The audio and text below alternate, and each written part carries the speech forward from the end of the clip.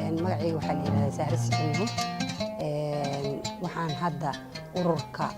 la yidhaahdo PowerSOM oo u taagan Forum for African Women Educationalists oo ah Pan African Organization 34 wadanka furan ayaan chapterkiisa Soomaaliya ama qaybtiisa Soomaaliya ayaan waxaan u ahay chair. magacaygu waa Asli Axmed Maxamuud Asli Qodax waxaan ka mid ahay shaqaalaha Care International 15 sano ugu dambeeyay xilka aan hayaa waxa weeye protectionka iyo accountability aan u qaabilsanahay. Faadmo Diiriya Nuur waxaan ka shaqeeyaa Samafal Development Organization oo aan ahay founderskeeda executive director-kii baan ahay. hadda se waxaan ayaantaan iyadana ka shaqeeyaa oo aan wakiil u ahay hay'ad kale oo la yiraahdo Soydan. magacaygu waa Dr. Saciid Maxamuud Jaamac waxaan ka shaqeeyaa isbitaalka guud ee Garowe qaybta haweenka dhalmada iyo dhallaanka. magacayga waa Faadmo Cali Nuur waxaan ka shaqeeyaa hay'ad la yiraahdo Adeeso African Development Solutions muddo 9 sano aan la shaqeynayay waxaanan ka mid ahay maamulka sare. magacayga waa Sahra Cali Ismaan waxaan ahay madaxa dhaqdhaqaaqa talwadaag ee gobolka Karkaar. magacaygu waxaa weeye Siraad Yuusuf Ismaaciil waxaan u shaqeeyaa si ku meel gaara hay'adda la yiraahdo PowerSOM oo aan dhawaan ku soo biiray.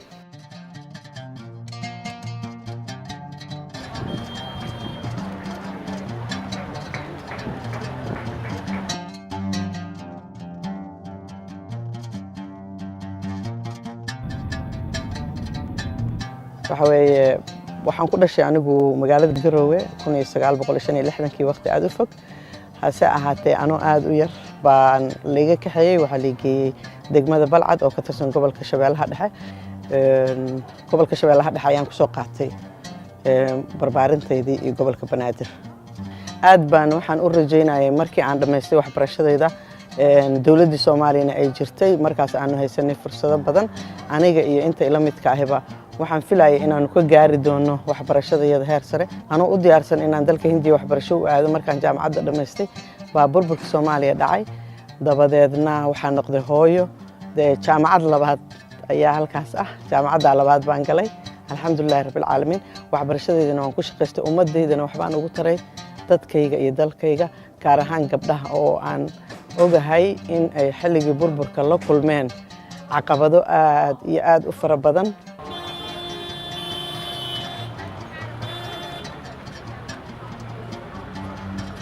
ani waxaan ahay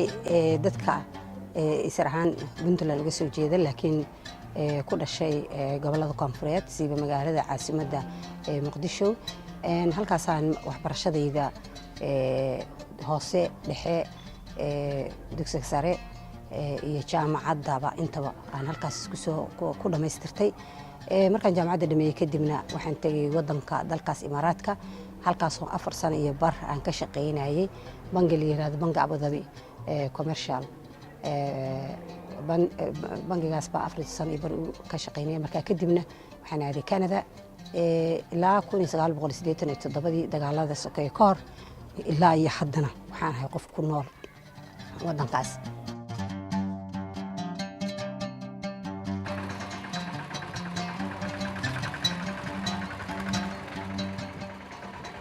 ururo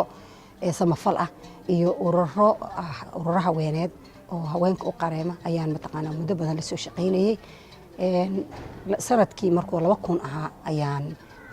ururka la yiraahdo International Organization NGO la yiraahdo Diakonia Sweden ayaan mataqaanaa interview iga qaaday anoo dibadda jooga 2000 ilaa 2006 ayaan la shaqeynayay. marka hore waxaan ahaa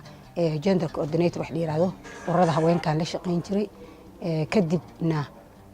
waxaan noqday barnaamijkii ugu weynaa oo education and democracy la dhihi jiray ayaan muddo u shaqeynayay 2001 ilaa 2006. kadib waxaan shaqo ka bilaabay hay'adda UNDP baa ay qaadatay waxaan ugu shaqeynayay international position ayaan u shaqeynayay. waxaan ka shaqeyn jiray project la yiraahdo Somali Institutional Support Project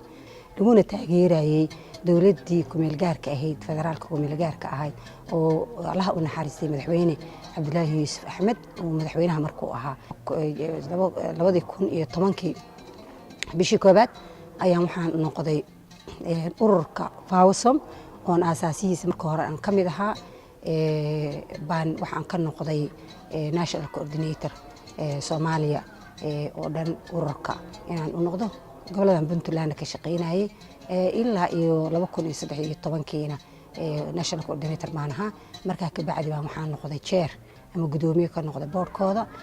isla waqtigaas oo ahayd waqtigii anigana la iga dhigay muxuu ahaa madaxweynaha Cabdiweli Maxamed Cali Gaas wasiiradiisa golaha wasiiradiisa ugu daray marka meeshaas oo aan ka ahaa bishii koobaad 2014 ilaa bishii koobaad 2015 aan ahaa wasiirka dastuurka arrimaha federaalka iyo dimuqraadiyiinta haddana mar labaad waxaan ahay chairkii sidii baan weli chair aan u ahay oo aan maaqaan weli waa la shaqeeyaa FAWSOM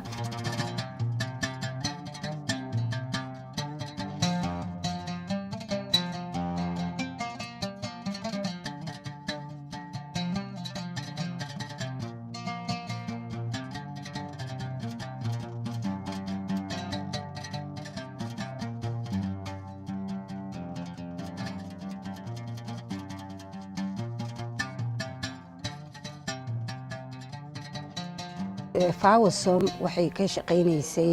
2006 ilaa iyo hadda 9 sano waqti ah ayay waxay ka shaqeynaysay goboladan Puntland 2006 waa markii la aasaasay marka sanadihii hore maaragtay waxbarashadan aad ugu howlanayn laakiin aniga hadda waxaan rabaa inaan dhinaca aan fiirsho siyaasadda maxay ka qabatay waxa weeye waxaan mataqaan la noqonay partner hay'adda la UNDP 2014 ilaa 2015 waxay FAWSOM qabatay waxay ahayd oo ugu badnayd in maaragtay wacyigelino fara badan iyo tababaro fara badan haweenka loo sameeyo oo dhinaca ka qaybgalka siyaasadda waxaa kaleeto oo barnaamij weyn ahaa waxa la yiraahdaa civic engagement ama sidii ay bulshadu maaragtay ula macaamilmeelahayd mataqaanaa dhinaca maaragtay uga qaybgeli lahaayeen kobcinta siyaasadda siiba khaas ahaan haweenka marka waxaan sameynay labadii sano hadda ugu dambeysay arrimahaasaan ku howlanayn runtiina waxaan aad iyo aad uga mahadcelinaynaa hay'adda UNDP oo maaragtay aad arrimahaas nooga caawintay waxaan kaloo labadii sano hadda ugu dambeysay aan gacanta ku haynay barnaamij 30 gabdhood lagu siinayay fursado waxbarasho oo dhinaca jaamacadda scholarship gabdhahaas oo maaragtay gobollo kala duwan Puntland ka yimid waxyaalo kala duwan barta qaarkood waxay bartaan community development qaar waxay bartaan administration and management qaar waxay bartaan muxuu ahaa medicine marka xirfado kala duwan gabdhahaas oo baranaya runtii haddana sanadkii hore tana gabar baa qalin jabisay hal gabar ka qalin jabisay barnaamijkii sanadkan 8 gabdhood ayaa ka qalin jabiyay oo qardho iyo buuhoodle iyo gaalkacyo marka alxamdulillaah yani hadda 22 baa hartay 22 kana labada sano soo socota insha Allah waxaan rajaynaynaa inay kuligood ka qalin jabiyaan barnaamijkan haddaan qofka lacag siiyo wax macnaa uma samaynayso laakiin haddaa qofka wax barto oo aad u diyaariso inuu wax qabsan karo oo aad u diyaariso inuu dalkiisa iyo dadkiisa wax tari karo taasaa ka qiimo badan wax yaroo la siiyo marka waxyaabo aad u fara badan baan isku dayay haddana aan u taagnahay noloshaydana kama caajisayo in ay haweenka Soomaaliyeed gaaraan himiladooda iyo inay horumarka dalka ka qayb qaataan iyo nabadda inay ka qayb qaataan dhismaha dalka inay ka qayb qaataan waxbarashada awlaadooda iyo dhismaha bulsho caafimaad qabta oo diyaarsan inay ka qayb qaataan kama caajisi doona insha Allah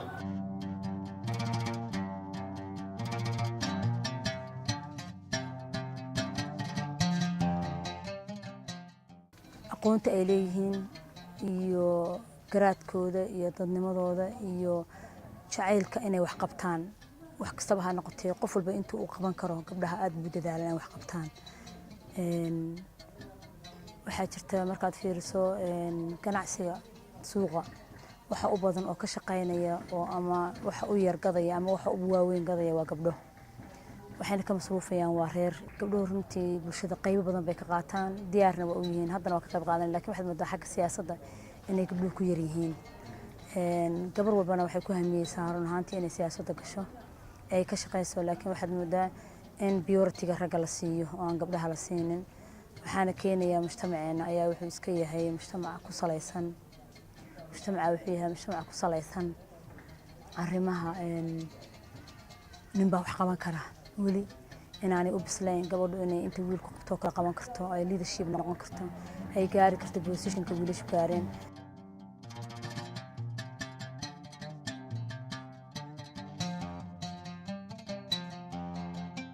markii la isweydiiyey oon isqiimeynay aan aragnay in maaragtay ururadii siyaasadeed oo markaas jiray oo 2013 la asaasay gabdhuhu door weyn kuma aysan lahayn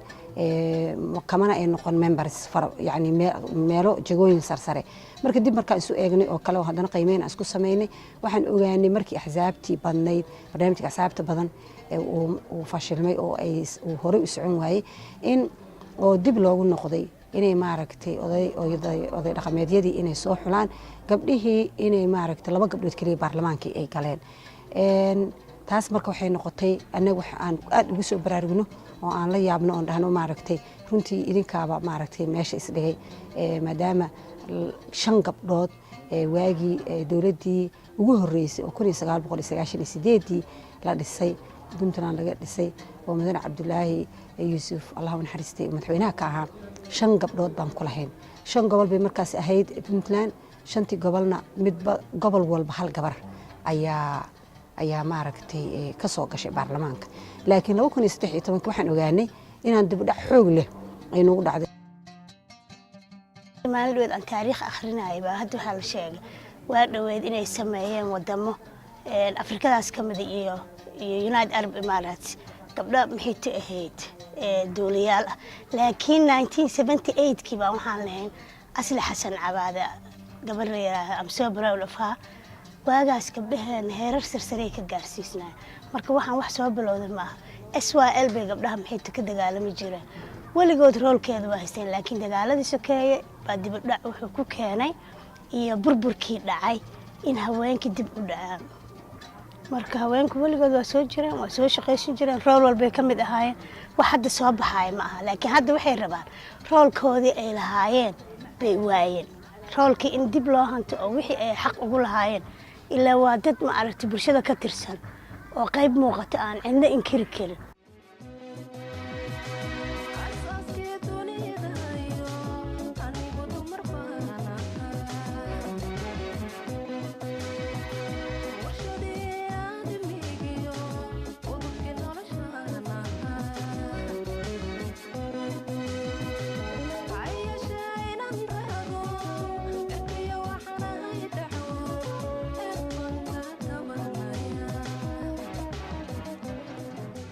gabdhuhu waxay u diyaarsan yihiin mar walba in ay heegana u yihiin inay horumarinta dalkooda ay ka qayb qaataan sida ay ku gaareen waxa weeye waa isxilqaan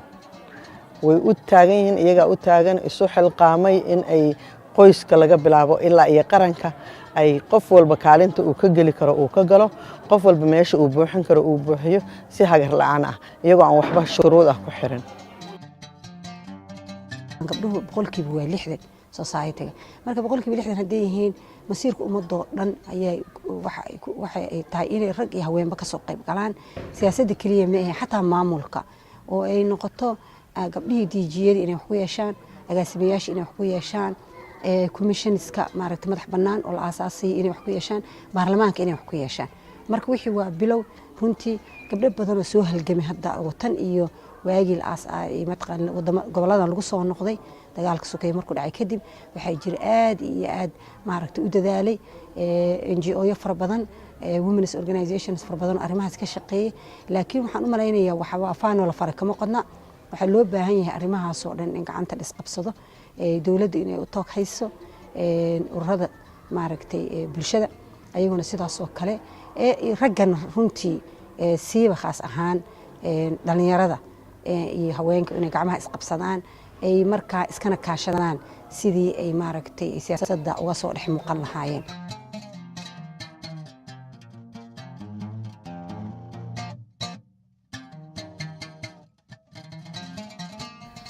hadda gabadha tan maanta haddaan ka sheekeynaynay oo isu sharaxday duqa magaalada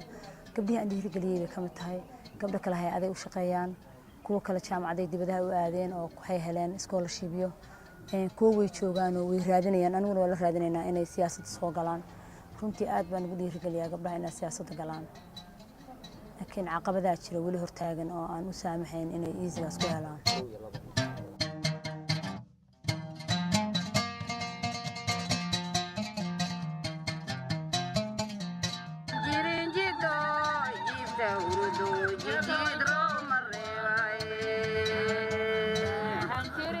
markaan waxaan aaminsanahay xagga tacliinta waxaa muhiim ah in gabadha ay soo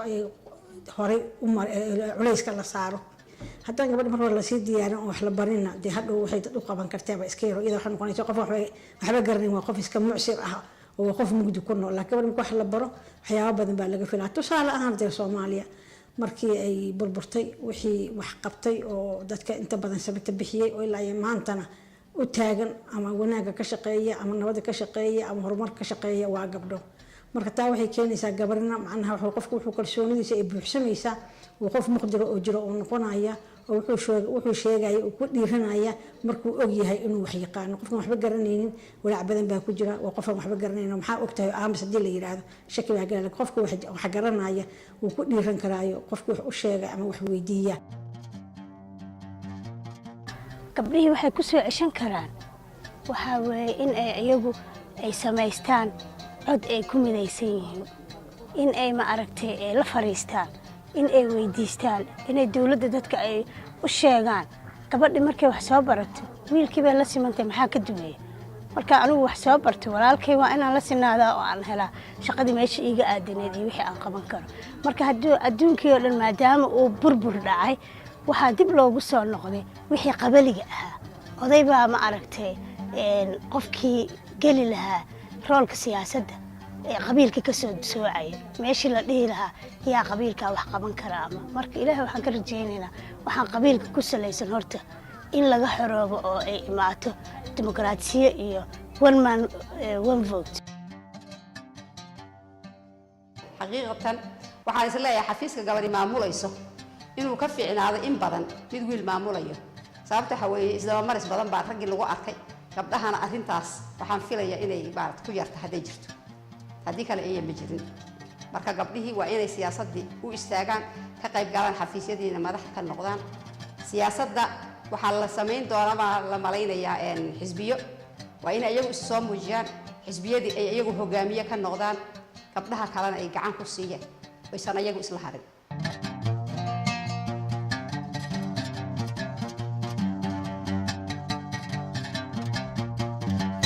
gabdhahaas horta waxaan talo u hayaa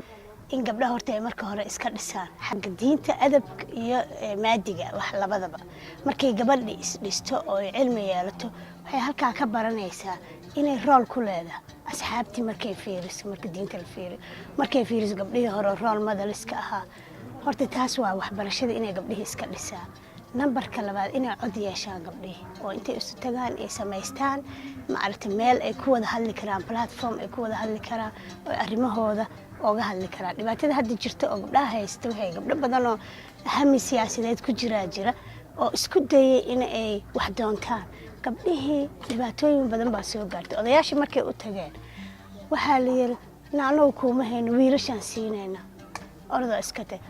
maandhay ma iska day sida ninkaana reerka biilahaye. exambalada gabdhaha noo sheegeen bay kala ahayd. saa ula soconno Garowe principal Garowe 2 principalskeeda waxaa ka mid ahaa in 30% gabdhaha la siiyo, laakiin nasiib darro dastuurka kuma dhigna Puntland. marka in gabdhihi iska kaashadaan in loo pin dawladda loo sameeyo dhinaca madaxweynaha, dhinaca baarlamaanka, wasiirada, wasaaradda haweenka, dhammaan in loo wada istaago oo aan sidii 30% runtii aniga barnaamijku ay igu jirtay.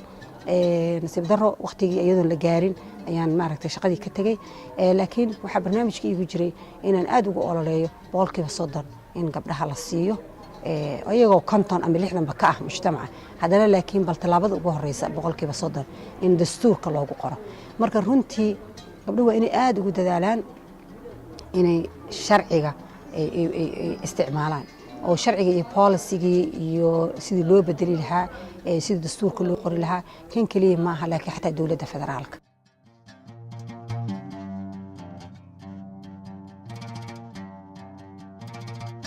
hooyo anigu siyaasadda hadda diyaar uma ahi laakiin waxaan diyaar u ahay gabar walba oo doonaysa ama hami siyaasadeed leh inaan dhinac istaago waayo waxaan xaq u leenahay runtii hadda jawaab kama bixin karo inaan siyaasadda aan ku sii jirayo iyo in kale runtii markaan bishii labaad ka tegey bishii koowaad oo sanadkan bishii saddexaad maarso koodeedii ilaa iyo hadda runtii waxay ahayd dalxiis iyo waqti badan ma xasuusto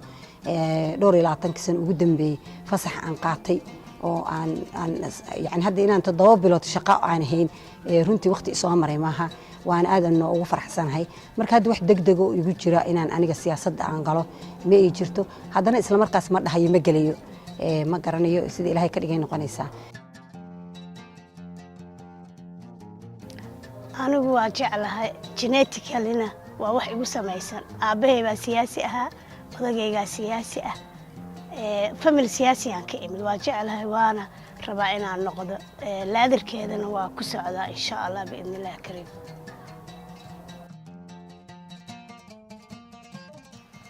anigu xilliyadu waa kala duwan yihiin qofka uu marayo haatan xilli waxaan ku jiraa dadkii waayeelka ahaa siyaasadna kuma jiro waxna kuma jiro laakiin dabaka riixan ku jira gabdhihii baan gadaal ka riixaya tii soo bixi lahayd baan garab u noqonaya tii wax loo sheegi lahaa wax u sheegaya waayo aragnimadayda iyo wixii aqoon aan ku dheerahay baan u gudbinaya xaqiiqada horta dadka siyaasadda aad u daneemiye aniga laakiin dadka daneeya oo saaxiibada waxaan jeclahay inaan support gareeyo inaan wixii aan dheerahay oo tale siiyo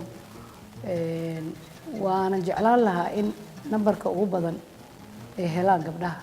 Soomaaliyeed gaar ahaan kuwan Puntland la joogno